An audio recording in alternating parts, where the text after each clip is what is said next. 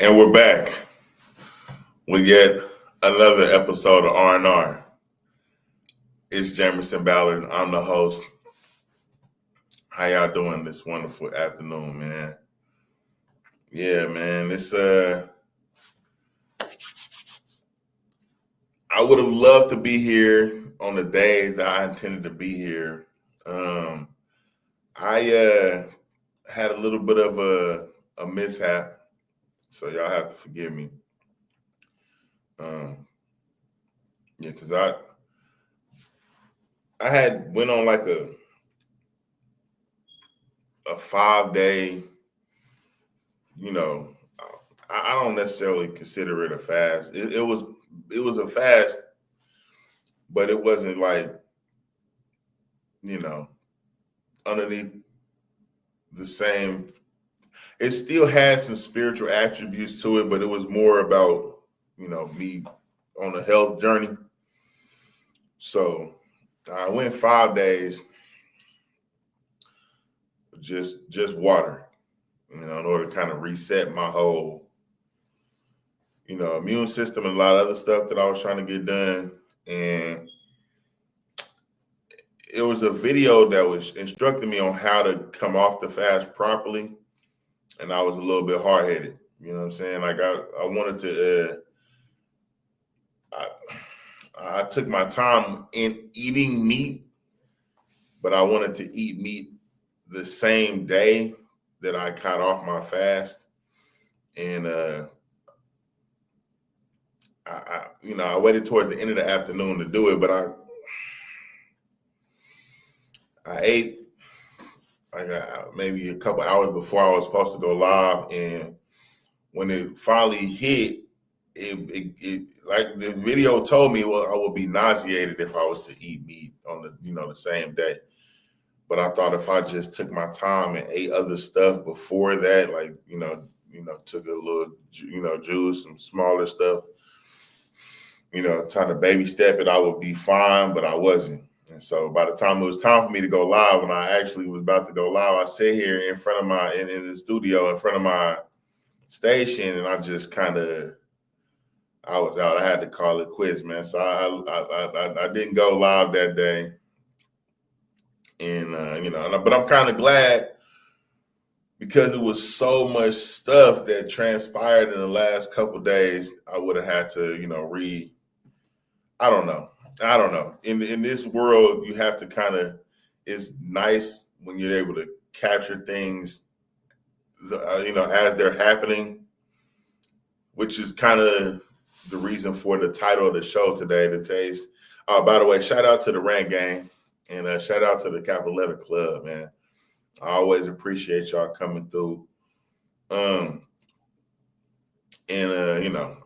had a whole different show worked out, but because of the things that transpired within the last couple hours, I had changed the whole title of the show, which is now entitled The Last Man Standing. Because whether you know it or not, in the last couple hours, Derrick Groves was just recaptured. For those of you who have been living under a rock, Derrick Groves is the last guy out of the 10 guys that had escaped from a prison out in Louisiana about almost 6 months ago, 5 months, 20 days to be exact. And Derrick was the last one, to get captured. He just got captured. It was in Atlanta. And hey, man, look, man, I don't know. What I'm hearing, though, is that bro got lured to Atlanta by, is it Andre Massey? I think it's Andre Massey, the cat that did the video saying that he was, wrongfully accused of things and whatever. Apparently, his auntie turned him in. Word is she out there driving around in a new Hellcat because of the money that she got from turning him in. And I don't know how she even know Derek, why he was, I don't know. From what I hear now, this is all hearsay, and I don't really operate off that, but this just since we here doing this, apparently she got, convinced bro to come out to Atlanta where she lived, and supposedly got him wrapped up when he got there. Been gone all these months underneath the radar, out in the country somewhere, and get in touch with her, and then he wrapped up, which kind of goes along with some of what I was gonna talk about on the show today, which is basically this. I don't know, man. You gotta, hey, man.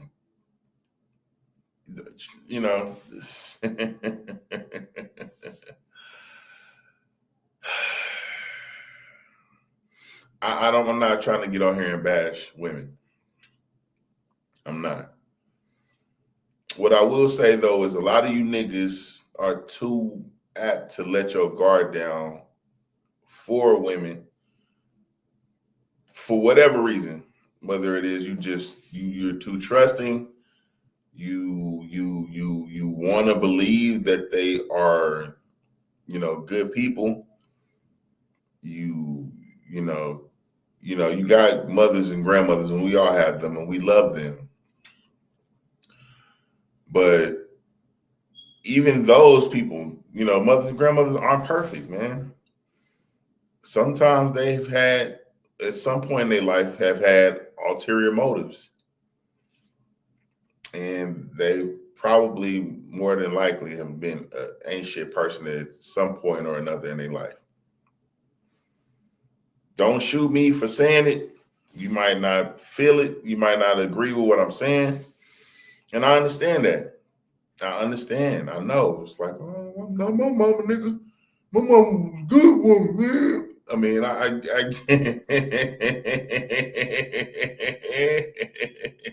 get it. Okay? I get it. But with all that being said, man, you can't trust them.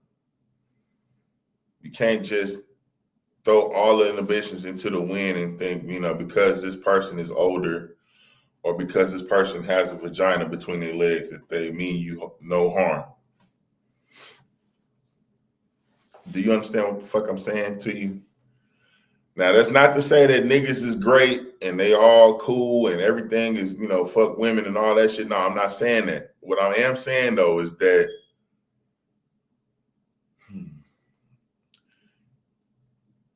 nobody is to be trusted, bro. Nobody. And you got to love yourself enough and be honest enough with yourself to understand that, we love the women that are related to us. But if you're honest with yourself, I mean, you got cousins, you got aunties, that ain't shit. You got it. You know what I mean? And you got to understand, I mean, some of y'all have actually enabled them or helped them get away with shit and done shit to, like make sure that they get away with shit. You might have been in on some shit with them. So is it really that hard to believe that the people that maybe you don't know or love could do you harm? You know what I'm saying? Now, again, the title of the show is The Last Man Standing. I mean, but you can be the last woman standing too. Like I said, you ain't supposed to be trusting niggas either. You might love your dad. Your dad has been good to you, and and you just don't be game goofy when it comes to this kind of shit, man. Because some of y'all are just way, way too apt to throw everything in the wind and just join up with this person, that you just you say you love and trust, but you really haven't done, an appropriate screening. Some of us some of us say us because, I'm off the market, but I mean, a lot of niggas just don't know how to pick a woman. And I got a younger brother of mine who, just, sounds like, marriage to him would just be the greatest thing ever. And it's like, yeah, it can be.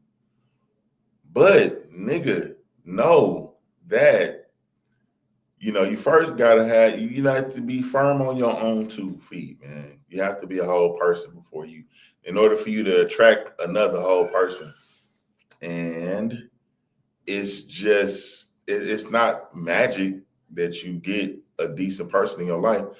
You have to have some prerequisites. And if you're not really appropriately loving yourself, you will more than likely allow a scumbag motherfucker, man or woman, into your life, unbeknownst to you, because, you might be looking past the shit that you should be seeing because of whatever, you missing in your life, whether it be sex, whether it be companionship, and you so thirsty for that shit that you just play past the fact that this person really don't got your best interest at heart at all.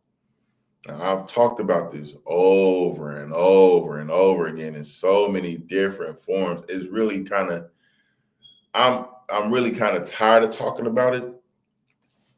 But, all I can really do for me personally is just keep being my best me, which is why, the cleanse happened, and I'm not comfortable where I am. What I'm trying to do is just, get a lot of things in order in the shortest amount of time possible. And I really, at this point now, because I didn't have this issue with the meat, I'm really kind of cool on me right now. I mean, I do want to be able to still eat meat once a month, but to be honest, I don't want to have to be on like where if I don't eat meat, it's like, I haven't eaten anything. You understand what I'm saying? Because that was, I'm evolving myself. A lot of us in our community, is the only community I can really speak for, to be honest, is it's just, not only is, society kind of beating our asses because of, whatever, then like trying to play catch up and having to being in lack so much, motherfuckers get any piece of money, the money gone immediately. But health wise, oh, man, got a lot of work to do. Don't want to be so trying, like this. A lot of us just live to eat. You don't eat to live.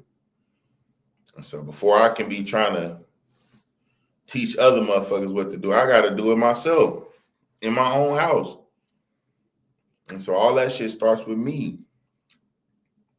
You understand what I'm saying? And it's, like, I don't know how y'all feel about that shit. Leave a comment if you think that I'm on the right track. It's watching Yaki Awaken thing about, his 3 bitters situation. And it was brought to my attention that bro is just like, now he's slimmed down, but it was weird because it was like, how's you teaching everybody about health and shit and you fat, nigga? You overweight. Now he done got tight, I guess he heard Dr. Sebi's son talking shit about him like that. And now, he done got his shit all the way together. Well, and it don't mean that the shit that a person speaks on ain't correct. Because, for whatever reason, it's just, it's harder. It's harder for a person to accept when you're not adhering to your own, your own game, if you will. You're not taking your own advice. It's always crazy to me to see a person that's like a doctor, right? And they do health shit, but they outside smoking a cigarette, or a nigga that do hair ain't together, or, you know what I'm saying? Like, maybe even a skinny chef, like, bro, it's cool, but like, do you even eat your own food? Like, at any rate, I don't want to go off on a tangent. I'm just saying, you have to watch where you step when you about to join forces or bring other people into your social circle.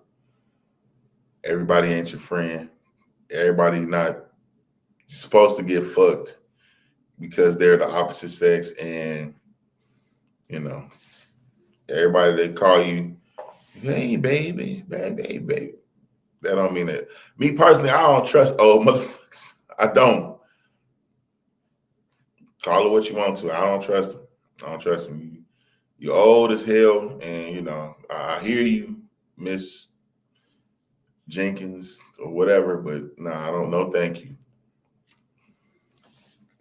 For a long time, that wasn't the easiest thing for me to say. So that's why I be preaching it to y'all like, hey, man, learn how to despise the free lunch and, all these other things because, like I said, getting your health together and being disciplined in your palate and then not being so, what I'm saying, hungry and thirsty for attention. It's going to come down to a time where you're not going to be able to buy shit. And I'll talk about that a little more in the episode. But, right now we're going to stick to this breaking news shit because, I'm going to keep it a little more surface. Is that right? Is the segment where I do talk about what's going on. And like I said, breaking news, we got, Derek is captured, man. We got some other shit that's going on too. A lot of niggas is being captured right now, actually.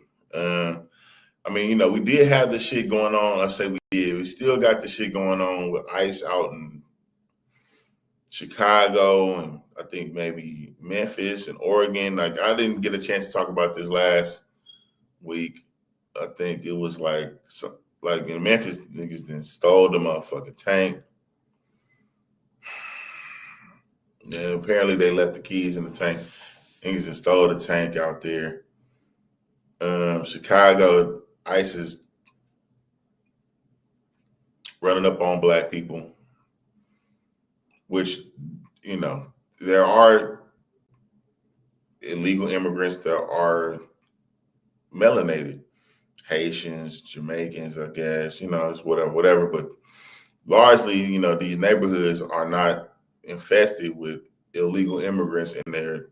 It's black people like, oh, no, I told y'all we was next. Nah, but it's just, it's unfortunate. Some older lady was like, she ain't never had a gun pointed in her face. And she was, apprehended for, a couple hours, but she didn't really, she's a citizen. So they let her go, but, not without the trauma. They didn't deployed on them in helicopters in the hood of Chicago. And it's just like, whoa, overkill. We still in the motherfucking government shutdown right now. Motherfuckers in, if you're taking flights, the flights is being delayed because whether you know it or not, air traffic control is a government job that they're not getting paid still. So, some of them are calling in sick. So if you're trying to go somewhere on the plane right now, I would probably delay it. I don't think the government shutdown is going to last, too much longer. But I got some shit I'm trying to do later on this month. But it's still kind of nerve-wracking, being delayed in the airport for hours because you can't take a flight because the air traffic controllers didn't show. They calling in sick. Because they're not being paid, they got other shit to worry about. You can't, it's just, you got to figure out how you're going to pay your mortgage. You ain't got gas to get to work. And yeah, nigga called in sick or said he ain't coming today. So he don't get fired, but nigga finna have to do Uber Eats and Lyft, to scrounge up some bread. You can't blame him. Anyway, outside of that, we got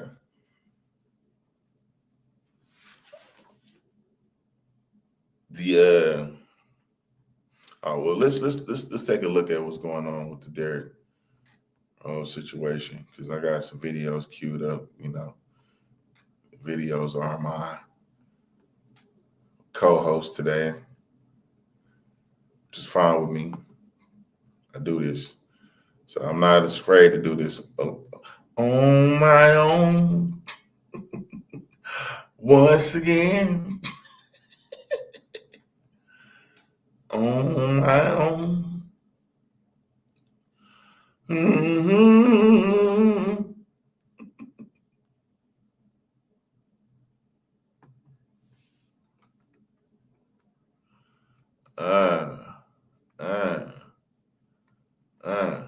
Here we go. All right, y'all.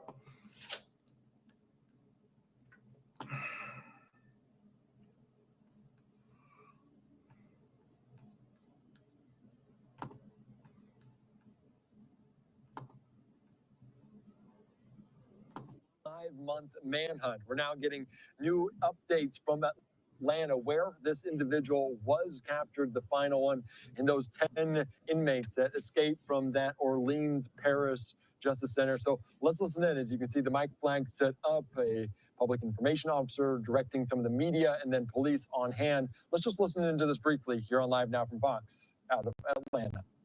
Frank, you rolling? Got somebody behind you. Are you good? All right, everyone. Deputy Chief Kelly Collier. Good afternoon. I'm Deputy Chief Kelly Collier with the City of Atlanta Police Department. So this afternoon here on Honeysuckle Lane, the United States Marshals Southeast Fugitive Task Force, in conjunction with the Atlanta Police Department and the Clayton County Police Department, were able to take Derek Groves, 28 years old, into custody here on Honeysuckle Lane. Mr. Groves was wanted for escape from the Orleans Parish Jail in May of this year. He was convicted earlier in the state of Louisiana for 2 counts of murder. We are so thankful for the bravery and courage of all the officers involved in this operation. He is the 10th of 10 individuals to be taken into custody from the Orleans Parish incident. All right, everyone, we don't have a lot of information that we can provide, but we will allow for some questions. What challenges did you face trying to get him out of there? I see the SWAT did a lot of damage to the home.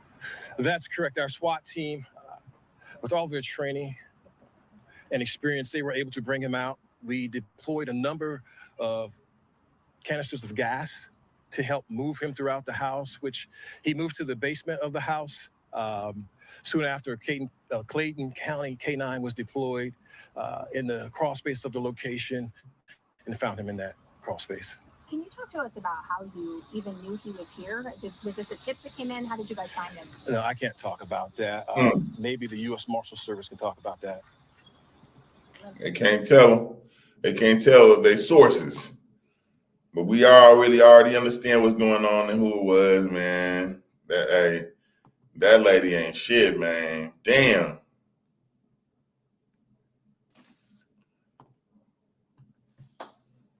Is that something you can talk about? Is this the house of somebody? Hold on for me 1 second. Please allow me to finish. Limpka, is that something you can address? That question? Briefly, not many. You can come to the mic. This is Frank Limpka. I will give you the spelling of his name afterwards, but this is Frank Limpka with the U.S. Marshal Southeast Regional Task Force. Fugitive Task Force. So ever since the escape, which was in May, the U.S. Marshals in New Orleans, along with several other departments, started basically a task force just for this case and have spent thousands of hours working tons of leads. We can't say exactly what brought us here, but it was a very thorough investigation, mainly by our New Orleans marshals. And then they sent us information, which we corroborated and was able to locate him at this location. All right, now we'll take the next question. Did he know the person that lived in this house? I'm not sure of that information. Were there weapons in the home?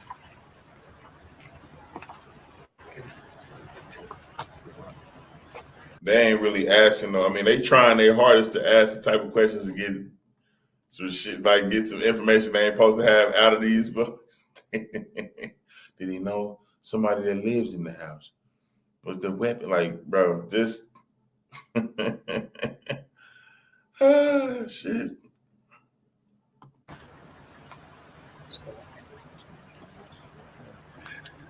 Still investigating that at this time. Do we know anything about an initial appearance? Is he going to be extradited and have his first appearance? I don't have that information at this time. Somebody may have asked this, Chief, but can you say how long he's been here? Do you think he's been here? The U.S. Marshals will have that information. I don't have that information. Was anybody else in charge? Was there anyone else? No, there was not anyone else inside. All right, thank you, everyone. As I stated before, we have limited information on this. Please be mindful this still is an active investigation. All of the details that we can release will be available on the Atlanta Police Department website in the news section. So right now, I'm not going to be able to answer many other questions. So I'll get back to you. I see your hand, but I'm going to get back to you once we finish this. All right, thank you. Thank you, everyone. Thank you all. I'm playing with you. Yeah, they had to cut that shit short. You know what I mean? Because, they ain't really, they just want to, they just happy that they got to do it. And I mean, a part of me was kind of rude for doing it. We ain't heard nothing. We almost forgot about bro. You know what I'm saying? He did the best he could.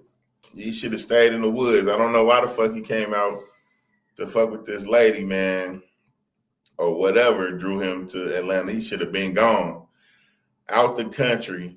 I thought he was gone. I was thinking he was dead or something. I seen pictures of this nigga with a wig on, and some lady looked like him at a grocery store. They thought it was him. They ain't forgot about bro, but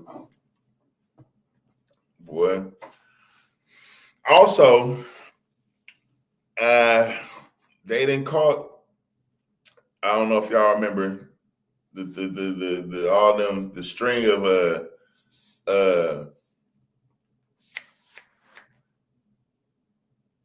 armored truck robberies that was happening up in Philadelphia. They finally got them. They got them too. I think they got them today too. So let's look at that. Because that's what is today? Is it the fucking full moon or some shit? I don't know what the fuck is going on. A lot of dumb shit going on with these niggas. I don't know what the fuck they was doing. It was gonna happen. Let's take a look at that real quick.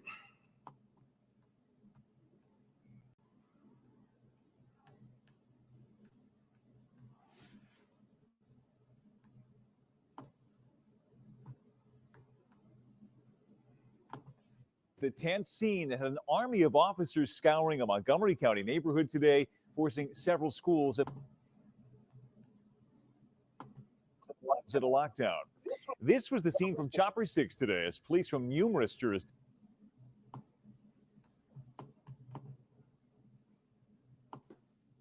truck in Winfield Heights. Police then chasing the suspect into the lower main line. That's when two suspected robbers got out of that car and ran away, triggering police to urge residents to stay inside as an urgent manhunt played out. Tonight, 3 suspects are in custody. Neighbors say one of them found in a family's backyard. We've got live team coverage tonight. John Paul in Ballard-Kenwood, where this caused a whole lot of concern today. But we're going to begin with Action News reporter Andy McCormick live in Winfield Heights. Andy, the FBI is now leading this case. Yeah, and Brian, that's because the FBI began an intense investigation over the summer looking into a rash of armored truck heists. And today, authorities were watching a vehicle with 2 men inside in the parking lot of this Target behind me, and they believed that they were about to rob an armored truck. A wild afternoon came to a peaceful end after 3 suspects were apprehended in connection with an alleged attempted robbery of an armored truck.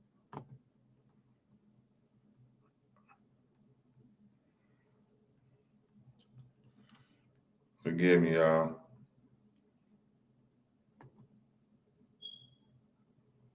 I'm trying to get the screen to go back forward. It ain't giving me no burn. One of the 3 individuals that was involved in this incident earlier today was wanted by the FBI and Philadelphia police. In addition to that, Philadelphia police took 2 individuals in custody about an hour ago over on 52nd Street. The 2 suspects ditched the car. One ran away. The other called for a ride.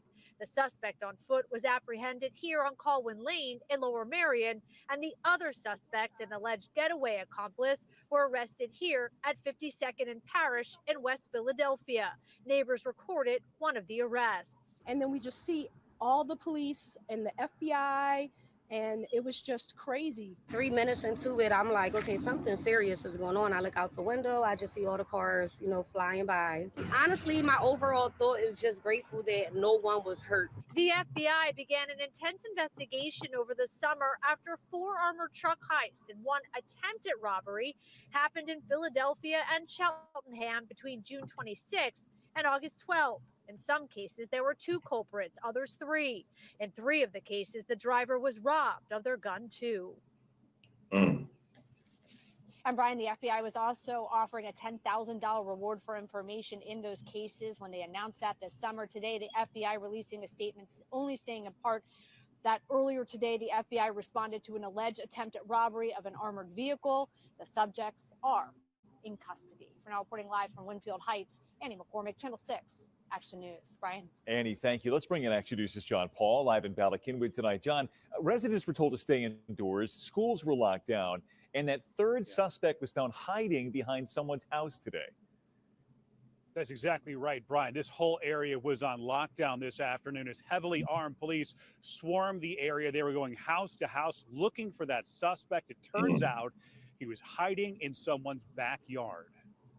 This Ring doorbell video shows the moments that sparked a lockdown in Ballard today. A white Honda that was being chased by police stops on Snowden Road, a quiet dead-end street.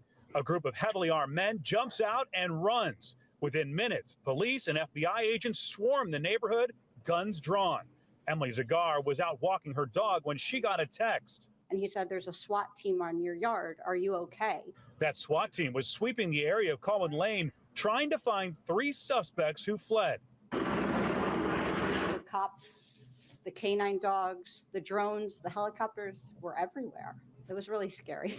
She ran home and locked her doors, worried about her toddler and her other son who was locked down at school. Then she realized police were searching her backyard. Back through here, Right through our yard. She took this video as they searched for one suspect who was found feet away.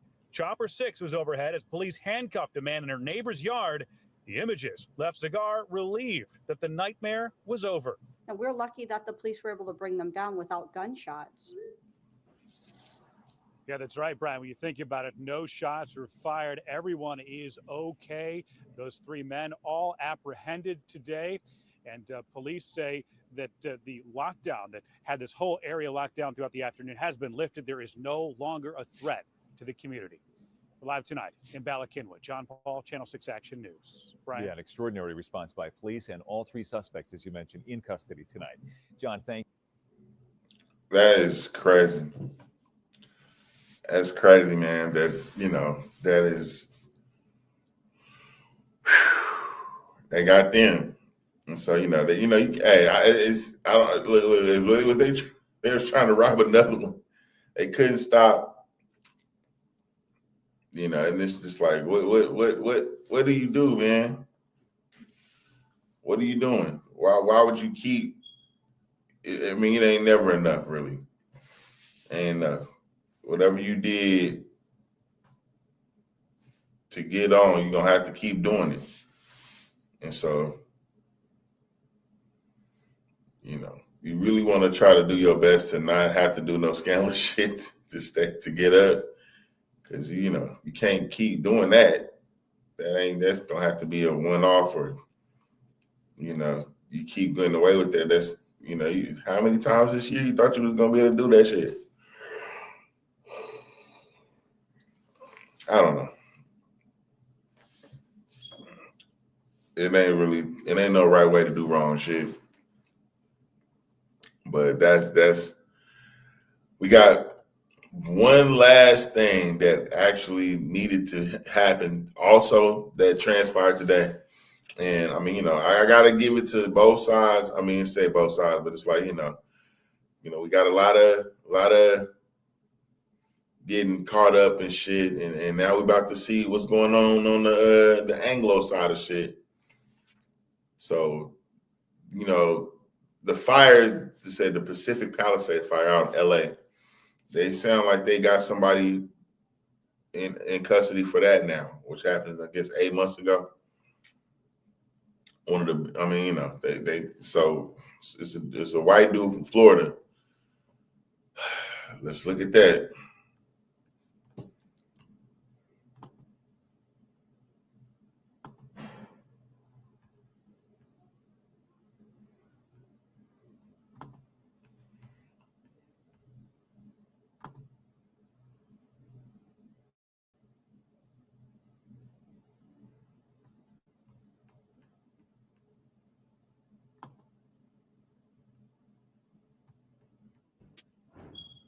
We are following some breaking news that we wanted to share with you. Take a look at this. This is from Fox News correspondent Matt Finn saying that sources tell Fox a person has been arrested in relation to the deadly and catastrophic Palisades fire. The suspect is believed to have maliciously started a fire that led to the Palisades fire. So we are expecting authorities to give us an update in just about 30 minutes or so. And we wanted to share another update from Matt Finn with you as we continue to follow this breaking news. A catastrophic and historic Palisades fire that destroyed 6,800 buildings and killed 12 people is expected at 9 a.m. Pacific time today, a major announcement. So that is noon Eastern time. So in little over 20 minutes or so, the Department of Justice hosting a press conference in downtown LA. Of course, we are efforting to get you that press conference as it happened. This is some file video of the Palisades fire, as I wanted to share a little bit more with you as federal officials and LA police are planning a news conference at noon Eastern, 9 a.m. Pacific to announce a, quote, significant development related to the criminal investigation into last January's deadly Palisades fire.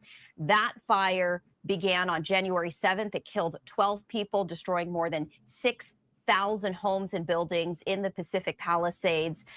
Attending this news conference will be acting U.S. Attorney, LA Police Chief, a special agent in charge of the Bureau of Alcohol, Tobacco, Firearms, and Explosives. However, no details were provided ahead of time. Meanwhile, investigators still have not determined the cause of a blaze or the Eaton fire, which also started the very same day in the community of Altadena. That fire killed 18 people. Like. So we did want to let you know that we are. It looked like I picked the wrong video. I'm going to try this again. A 29-year-old man has been arrested for starting the January wildfire that devastated the Pacific Palisades neighborhood in Los Angeles. Jonathan Rinderknecht, a former resident now living in Florida, is accused of igniting the fire on New Year's Day, which later became the Palisades fire, killing 12. So he live in Florida now, I guess, or he tried to, I don't know how they found him. Let's see if they say people and destroying more than 6,000 homes and buildings. Wow. Rinderknecht was arrested Tuesday and is in court today facing federal arson charges. The allegations in the affidavit are supported by digital evidence, including the defendant's ChatGPT prompt of a dystopian painting showing in part a burning forest and a crowd fleeing from it.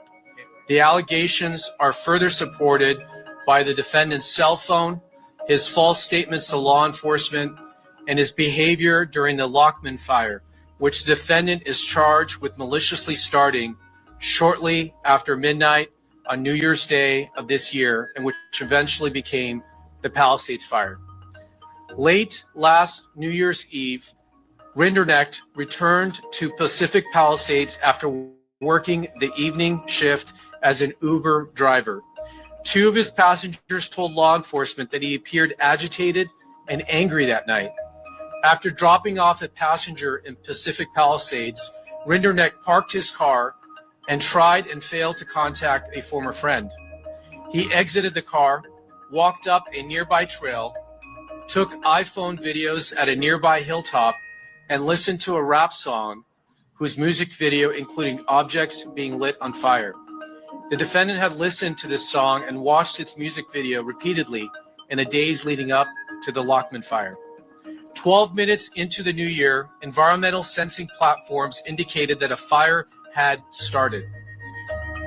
It took the defendant several tries to contact 911 to report the fire. He fled the scene in his car, but turned around after passing fire engines driving in the opposite direction to fight the fire.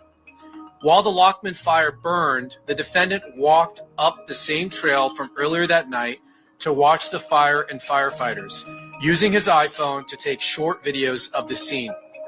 Although firefighters suppressed the blaze, the fire continued to smolder and burn underground within the root structure of the dense vegetation. So that fire started on January 1st, and it smoldered underground for about a week until on January 7th, heavy winds caused this underground fire to surface and spread above ground, causing what became known as the Palisades Fire, one of the most destructive wildfires in Los Angeles City history. Law enforcement got to work, and by January 24th, had identified and interviewed the defendant. During his interview, he lied about where he was when he first saw the Lockman fire, claiming he was near the bottom of a hiking trail. Geolocation data for the 911 call showed that he was standing above the fire in a clearing merely 30 feet from the blaze as it rapidly grew. Boy. And I bet she thought he was going to get away with that shit.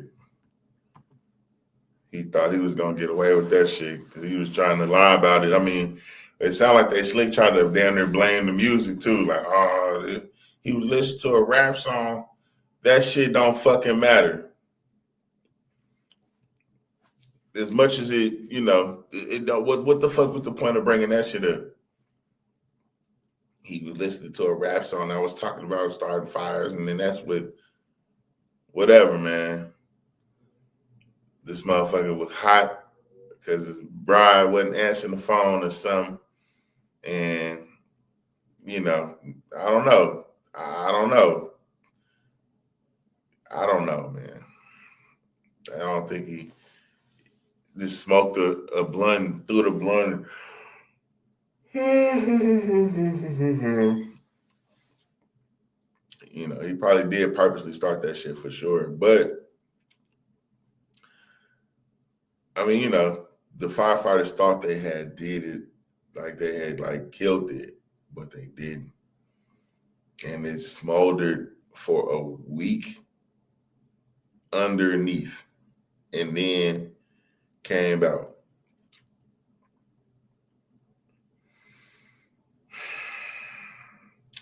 I'm not entirely convinced of that, but I mean, I don't know. I mean, did they really want that fire to burn all that shit? And, you know, I don't want to necessarily be conspiracy man right now. I just think that, you know, if they did want the fire to start, they found a fall guy. And he lied and shit. And so, you know, there you go. But it's just, it's really, really, really hard for me to accept things at face value with today's, you know, in this day and age is what I really want to say. You know, and I really don't want to get back on the Charlie Kirk shit, but apparently, bro, you know, the dude that they say shot him, and we already kind of talked about that, but I mean, it wasn't the dude that they thought shot him, and it wasn't the dude that they later think that might have had something to do with him getting shot him. It was the Khazarians and his microphone on his neck. Bruh's microphone on his neck. They saying his shirt moved weird, and it hit him, and it wasn't no exit wound in the back, because if he had been shot with the gun that they say he would have got shot with, the bullet they say he got shot with, they would have knocked off people behind him, would have went through his neck.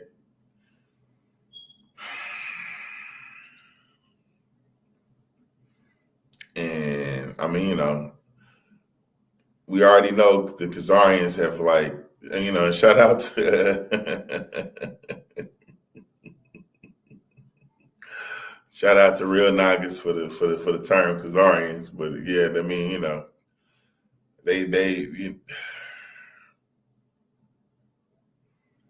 he hired them to do his security detail being that they was the best in the world. They're the only ones also known for like putting explosives in walkie-talkies and shit, or something, phones like that or something, you know, and sitting on them for 10 years until they was ready to activate them. So I don't put nothing past the fact that they might have had something that, what's up with it, had something in the microphone of Charlie Kirk's neck and shot him in his neck. And I mean, it's weird. It's weird. It's also weird how, you know, they keep saying that this man's wife wasn't sad enough. She wasn't sad enough about him dying. She probably secretly wanted him to, you know, like not have to be supervised no more, you know, or whatever. Like being in his shadow probably made her uncomfortable. You know, and it's just, we gonna let that go because, you know, I don't know if they really want to know what happened, and I can, with just a few clicks, could blow holes all through their story, and it's really irritating and sad. I just want y'all to know if something happened to me, I'm not suicidal. I did not kill myself. So Lord forbid anything ever was to happen to me, but yeah, nah. So don't go for it. Don't believe it. Don't believe it. But yeah, let's just go on to the segment I like to call Celebrity Spotlight. Celebrity Spotlight is brought to you by Kicks, the, you know, urban, fashionably urban shoe brand, brought to you by yours truly. So, you know, check those out, man. I'll leave a link in the description. But oh man, I'm tired of talking about how women ain't really on, you know, they just be on some other stuff, man. Apparently,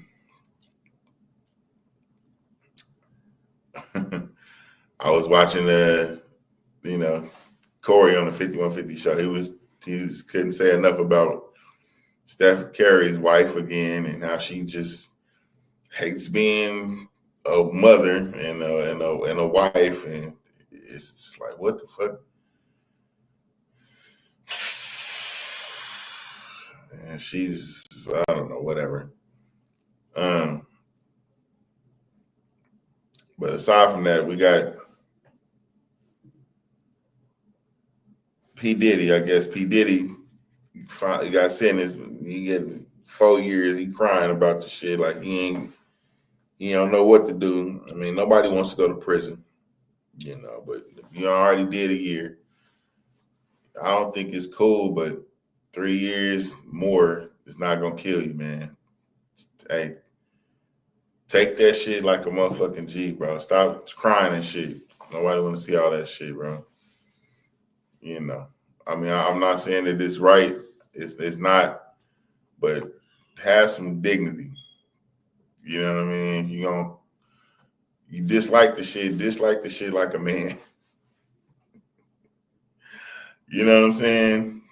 It's like, you know, you wasn't doing all that shit when you was doing the shit that you was doing. So don't, you know, hey, man, you know, hey, stop it.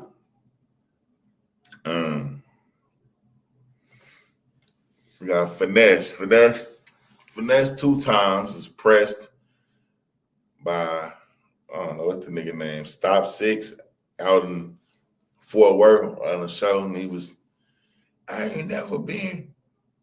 I mean, you know, they try to push the line like they make niggas check in out there, and you know, they don't even play that like that out there. You know what I mean? That ain't the game they be playing. So, you know, I got video of that shit, but I don't necessarily want to see that shit. The nigga just sit on top of a car and start getting loud and shit instead of just, you know, like, man, I'm not, you know, the nigga Stop 6, Charleston White, and called him a bitch ass nigga and told he never, you know, did shit, and them niggas ain't stiff like that, and da-da-da-da. I'm like, damn, Charleston. But yeah, some niggas was saying that nigga jumped on the car and shit because he was scared. I mean, I don't think that's not true. It's like, what? Why are you getting all loud and shit, bro? All you had to say was, "No, I'm not paying shit, nigga. You can't press me about no shit like that, man. Go on somewhere with that shit." But nigga had to get on and make the spectacle like, "Hey, never." I don't necessarily think that makes you look tough, but it is what it is, man. The shit that surprised me the most, though, was you know what? I'm not even surprised, but I don't know if y'all even know who this is anymore. But it's Go Yayo, man. Go Yayo's parent, baby mama. She bitter. She locked up, and she didn't expose the nigga's text messages with a punk. She's saying that this nigga didn't try to sleep with a tranny, and he and he liked it. You know what I'm saying? He said he wants some more. He on that same shit that what's the dude name? Boss Man D-Lo shit. I mean, they ain't got no pictures of the nigga that he was messaging, but they got the messages, man. And then, he's saying that 2K, that's crazy. I guess, the nigga asked him, like, you gonna do what you said you was gonna do. You know what I mean? He's like, man, but 2K, that's a lot, man. That's a lot. Like, what is shit, nigga? He trying to go back through there, talking about he gonna give him 500 and that, what else the nigga say? It was, hey, bro. It was just,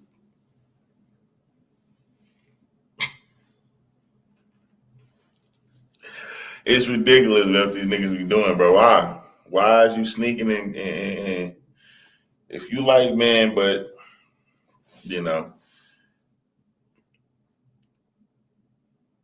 that's kind of not even a thing no more for niggas to trip off of. I mean, I'm not saying that, I don't want to hear none of your music anyway, nigga.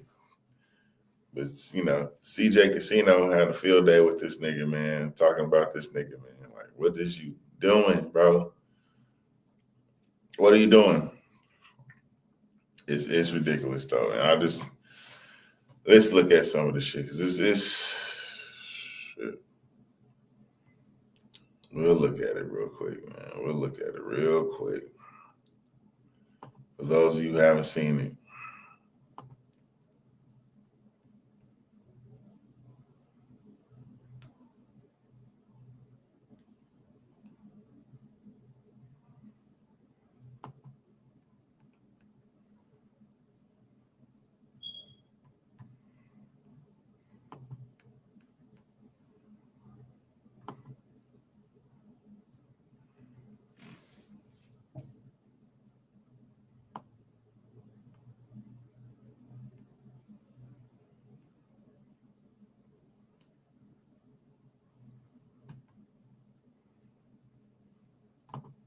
But yeah, Go Yayo, he responded and everything, bro. He called his BM in a heartbeat, bro. Like, once that video dropped, once he posted that shit, this nigga called the feds in a heartbeat, bro. Like, he wasted no time to have her say, like, hey, man, I was trolling. I hate this nigga, et cetera, et cetera. Well, now this nigga CJ having a field day, talking about how this nigga drove out for some pussy. I don't even think CJ brushed his mouth. This nigga just got up, ready to troll. Now the tranny, come on, gang. Then he tagged him again, and he was like, wasn't no pussy there, Yizzle. Oh my God. And you said you need that again? Hood fam, explain that shit. Then he went on to say, not you paid to fuck a boy. This shit just getting worse for your ass, twin. Shit is crazy, man. All right, but I'm gonna play the video of CJ reacting to this shit, and then I'll be back. I don't pay for pussy.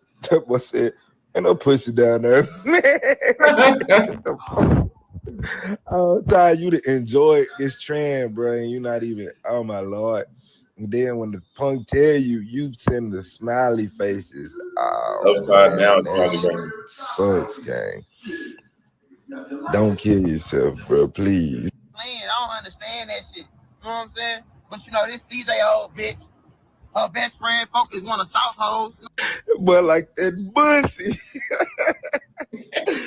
That nigga over there asking for some more pussy. Hey, yo, hey man, I'm disappointed. You fucking them niggas with them pussies.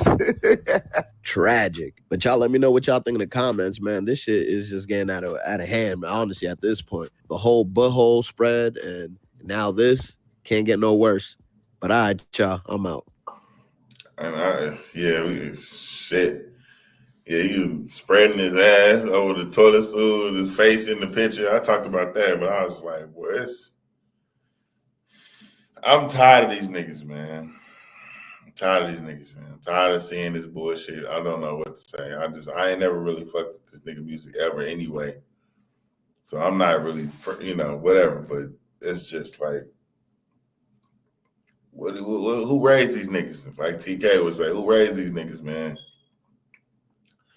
But that's pretty much all I got for Celebrity Spotlight. Now we're going to go into a segment I like to call Worldview. So in Worldview, this is where it gets a little serious, man, because we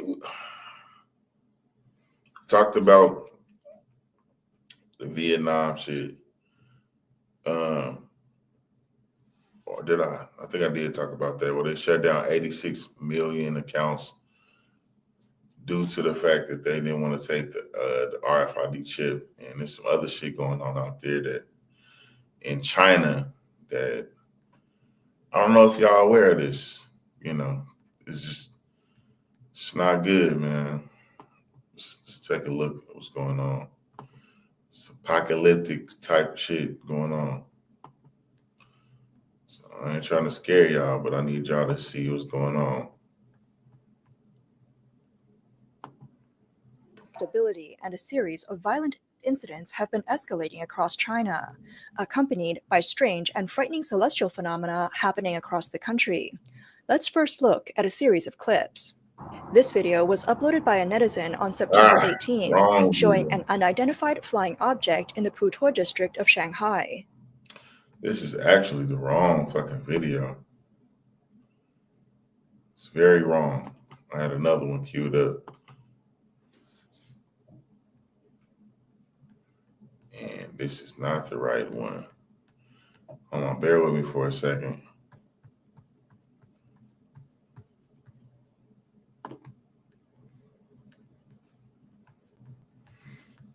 Bear with me for a split second. See if I can get the right one involved. Because that ain't the right one, Jack. What I was trying to show y'all was it was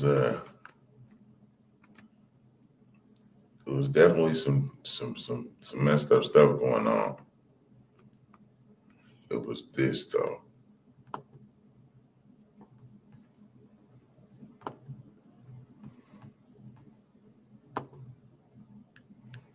All right, let's try this again. Thank y'all for bearing with me real quick. All right, here we go.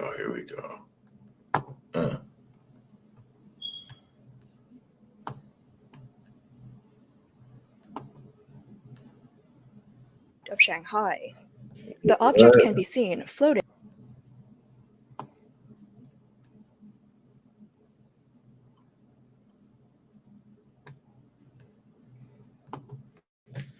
This next video shows swallows and other flying birds swarming in Sichuan, resembling a scene from an Alfred Hitchcock movie. The person filming said this was something they had never seen before. In this video from Hohhot, Inner Mongolia, the sky is filled with crows. Netizens said they've never seen so many crows flying continuously from day to night. Next, we see crabs in Yantai, Shandong, rushing inland from the beach in droves, like an army marching. In Guangzhou, snakes that are usually hidden can be seen hanging in the trees, making one wonder if they've entered a strange forest. That's still not the right one.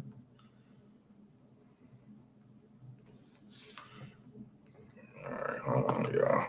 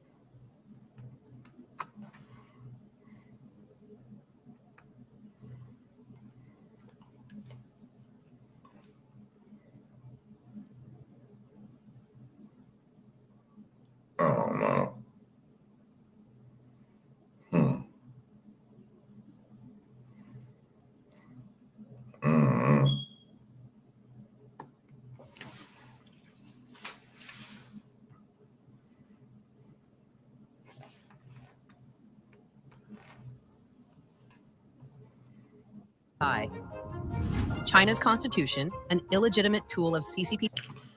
Nope. It's not it either. Give me a second, man. Because I know I'm not tripping. That said it. But either one of those was what I was looking for. So bear with me again.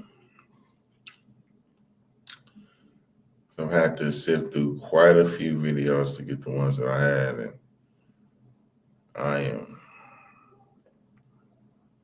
this is not.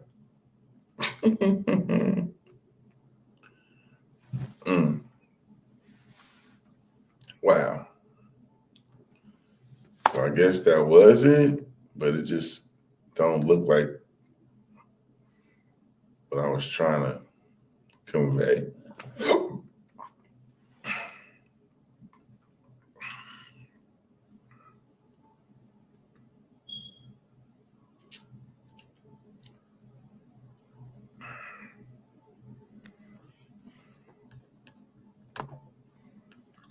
Let me see. Let's try this one more time.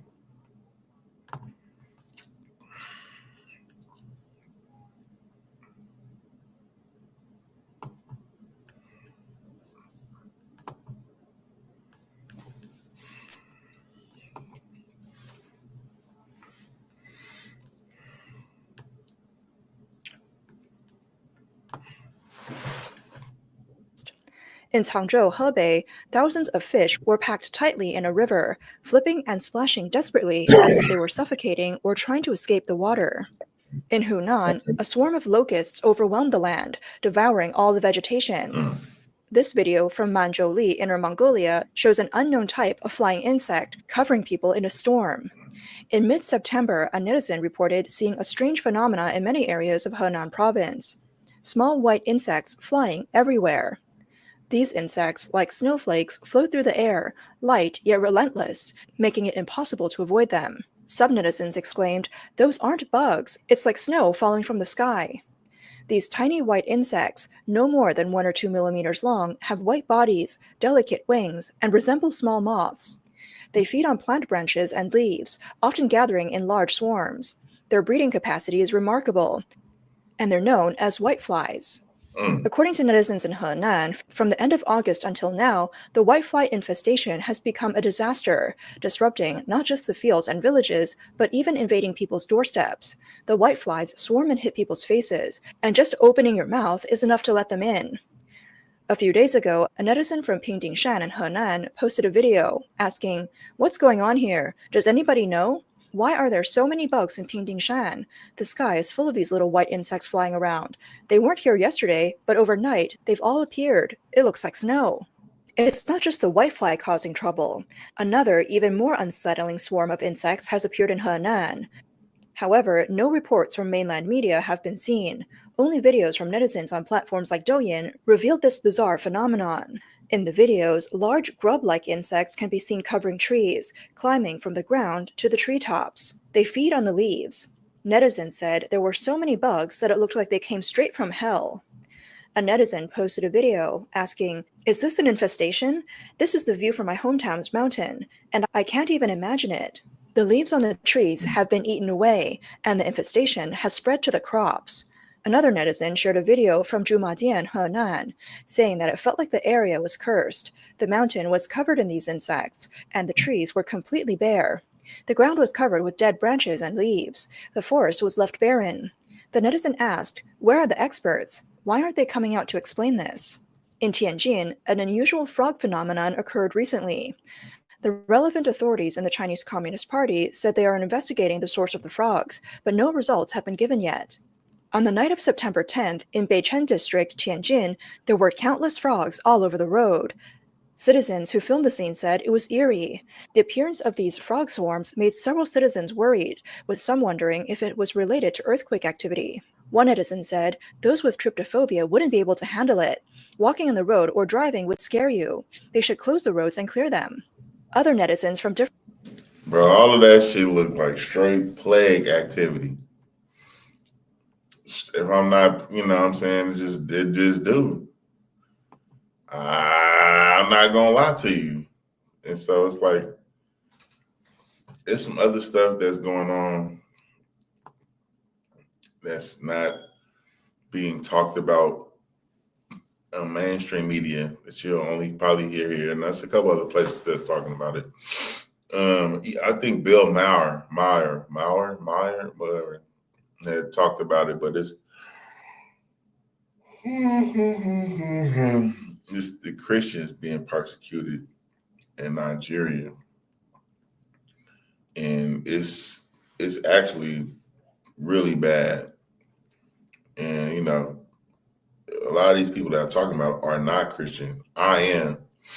So it's pretty gruesome, but we need to talk about it. So let's see what is being done or what's being said and what's going on.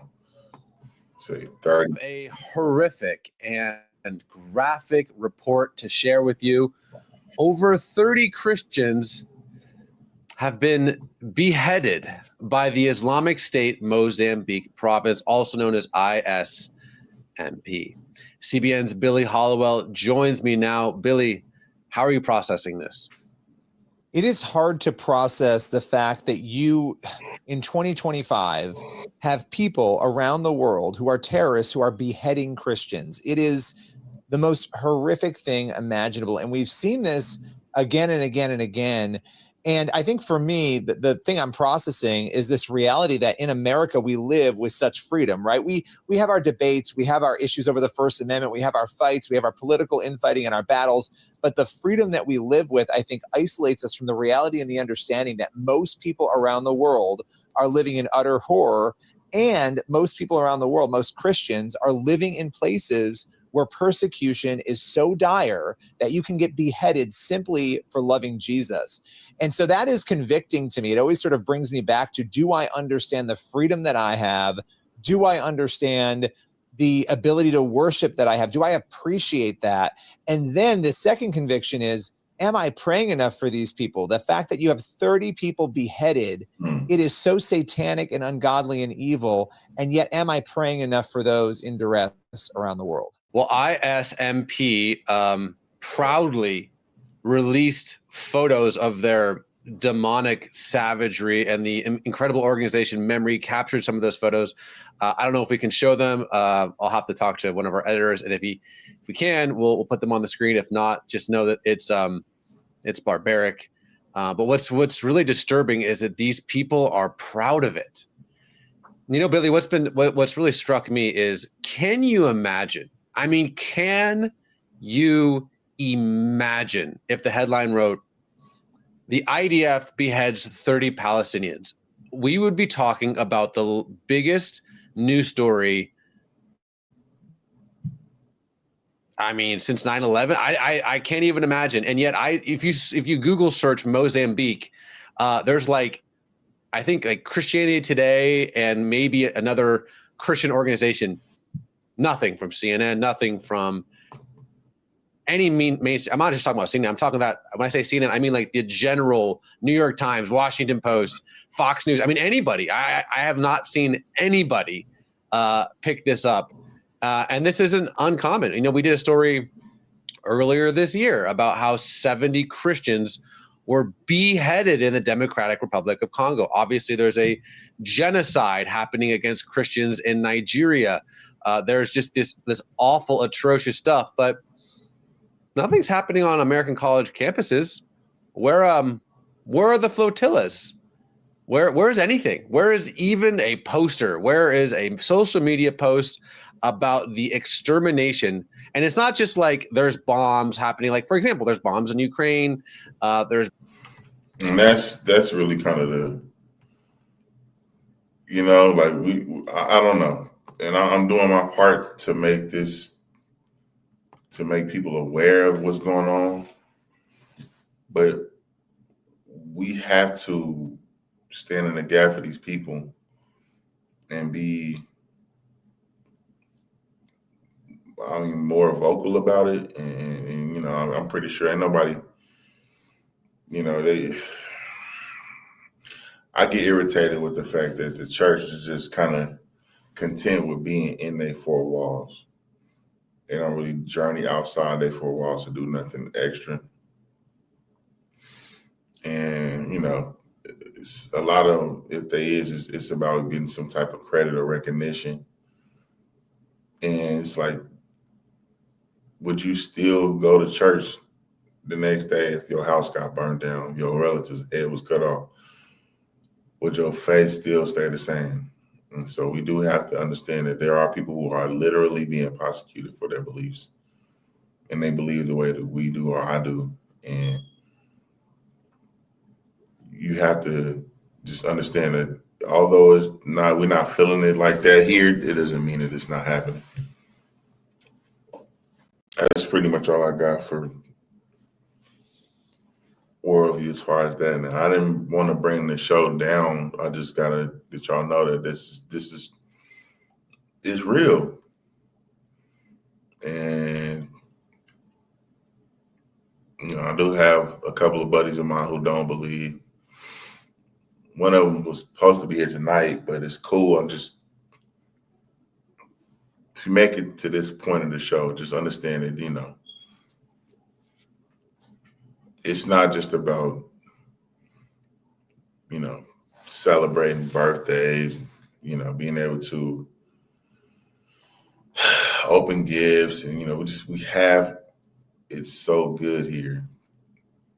Being able to be free to even just say what we want. There are people that are literally being prosecuted for their beliefs. Just being able to read the Bible is just like, in some places, it's against the law. People lost their lives for it.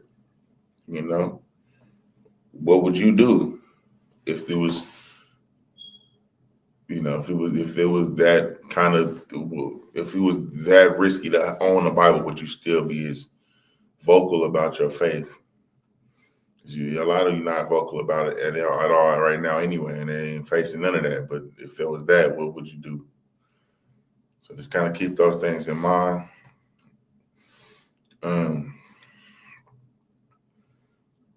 We got two more things. One of them is also pretty hard to take, so just kind of bear with me on this segment. I like to call it "Don't Be a Weirdo." There's a lady who basically she killed all four of her kids, or she attempted to kill all four of them.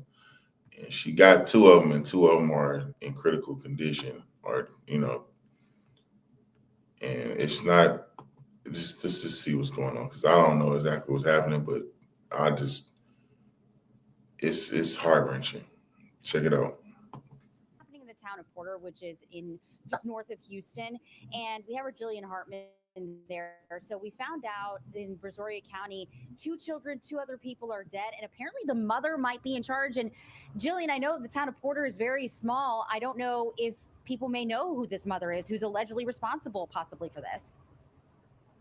Well, I just talked to a neighbor. She says she has seen the kids before, and she says this is just tragic and shocking. This is a heartbreaking story. A mother is accused of shooting her 4 kids, and 2 of them died. And we learned that the family lived in this home here behind me in Porter, Montgomery County. Now, authorities arrested this mother. Take a look here, 31-year-old Onita Romulus. She allegedly shot her 4 kids over the weekend. 2 of them were killed.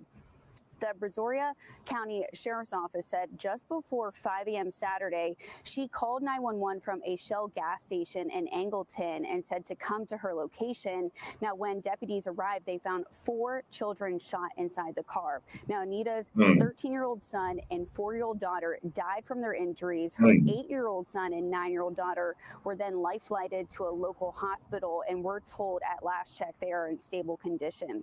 Investigators believe the shooting happened inside the car, but are still working to determine exactly where it happened. Now, authorities called this a senseless tragedy. At this time, Romulus is in the Brazoria County Jail with a $14 million bond. We did learn some disturbing new details in the last 30 minutes. According to court documents, when she was questioned by authorities, she said her children were dead to her and they were with the devil. Now, we did talk to a neighbor who said that she knew the kids. She saw them many times before. She's never never spoken or seen the mother, but said that nothing seemed suspicious. Take a listen. We didn't know anything about the lady, but as for the 13-year-old boy and then his little sister, he was very sweet. We would see him in the afternoons because we would sit out in the afternoon, and we would see him going to get her from the daycare and bringing her back and taking care of her. We didn't know anything about the other two kids. And when we heard it, I couldn't believe it, and I'm still in shock. Now, that neighbor also told me that she saw detectives and deputies at the house here after that shooting occurred. And we also learned that the mother has been charged in a different state in Georgia with 3 misdemeanors, including driving under the influence of drugs. Now, we did reach out to the Texas Department of Family and Protective Services, and they tell us they are investigating this incident. Back to you. I mean, that's our word of the week, man. Hands down. It's not even close. I don't know. I don't even have any words. Don't do that kind of shit. I don't know. I mean, that goes without saying, but it's like, that's beyond even weird. Corey talk about, women aborting their kids and women murder more kids than because they don't necessarily consider abortion murder. This is outright murder. Man, it's not just neglect. For 13 and 4, and then you got a 9 and an 8-year-old. I done seen a video of this lady in court trying to determine who was the father of a couple of kids, and she had 2 dudes, and 2 of them they wasn't the fathers, and so she's I guess irresponsible with her pussy. But she hasn't always been crazy. I mean, she's a business owner and all this, but this is ridiculous, man. I mean, I'm not gonna sit up here and try to cape for this lady. I don't know what could have transpired. Well, there's nothing you can do, nothing you can tell me that makes you feel like, shooting your kids is cool. There was one lady who killed 2 of her kids, and they was in the freezer for like a year or something because they was trying to rape her youngest kid, which still ain't really cool. I mean, because how is this kid raping this other kid without you noticing? At any rate, just I don't know. It's too much. It's the kind of shit that keep me from losing in the first place. And I don't know, man. I got one guy. I mean, it's late, so I'm gonna bring him up, but we about to close out the show. Let's see what's going on with T, man. See what's going on, man. What's up, man? Just got caught up today. How you doing? How's the show going? This is it, man. I'm about to do the last segment right now. Who got active? And I just seen you come in, so I figured I'd bring you up right before I do it. Start out saying stuff, but I appreciate you coming up, man. Let's hear somebody tell me who got active. Who got active? Who got active? Okay. Well, this is a young kid out of Scottsdale. So let's see what's going on. He developed this revolutionary door lock that I guess it keeps people from being able to bust in your house. The new gadget. I thought it was pretty neat. So he's our active individual of the week. Let's hear more about what's going on with this. 17-year-old Ayush Siddhapara has a typical after-school routine, but he's also balancing senior year with running a business. I love building things, but I also love seeing the things that I build actually do something in the real world. The Doorbolt started as an 8th grade physics project. Deadbolts are the most common type of door locks, and I learned the physics behind them are hilariously bad. An intruder can break down a deadbolted door in seconds. We installed in our actually garage door, that first one. And my husband was surprised at how much force it can take, even if you kick from the outside. How it works is it reinforces the door by using the strength of the frame. Most people's doors themselves are weak, but the frame is very strong. It anchors the door to the frame, and the proof is in the numbers. The patented design is in 15,000 homes, profiting more than $800,000. Experts at a defense and security trade show in Vegas reaffirmed his idea that this can also work in schools. The public school next to us had a school shooting threat. It wasn't an actual school shooter, but a threat. But that shook all of the schools nearby. And the fact that something so tragic can just happen that quickly, I thought that I had the ability to change that. Doorbells are now in several schools in Texas, California, and Pennsylvania. Part of the mission is making security more accessible. I've been working on an initiative with Senator Annalise Ortiz to get these doorbells into her community. The plan is to donate 100 of them to households in Maryvale. When it comes to solving a problem in your community, it all starts with a question. If you believe you would never fail, how far do you think you could go? Ayush Sidapara tells me he has plans to come up with different design shapes like butterflies to better blend in with classrooms. And for any doorbell purchased through his website over the next month, he's going to match it with a donation. We have a link to more information on azfamily.com. Yeesh is our activated individual of the week because, you know, we do be having several school shootings and things of that nature going on in America. So, you know, I thought that was pretty neat, man. But That's cool. Yeah, man. That's cool, man. Yeah. But I mean, you know, I appreciate you coming in, bro, but I'm gonna put it down. So I mean, you know, I hate to, you know, hit and run, but I gotta go. Y'all have a great evening. Tenars, tell them how they can follow you on Instagram or whatever, so they can catch you. Tenars at Mr. Beatdown Turner at Instagram. Okay. Yeah. Okay. Y'all check T out, man. I appreciate you stopping in, T, but that's been all for this evening show, man. Y'all have a wonderful, productive week, and we'll see y'all next time, man. Have a great one. God bless. Yeah, man. I'm glad.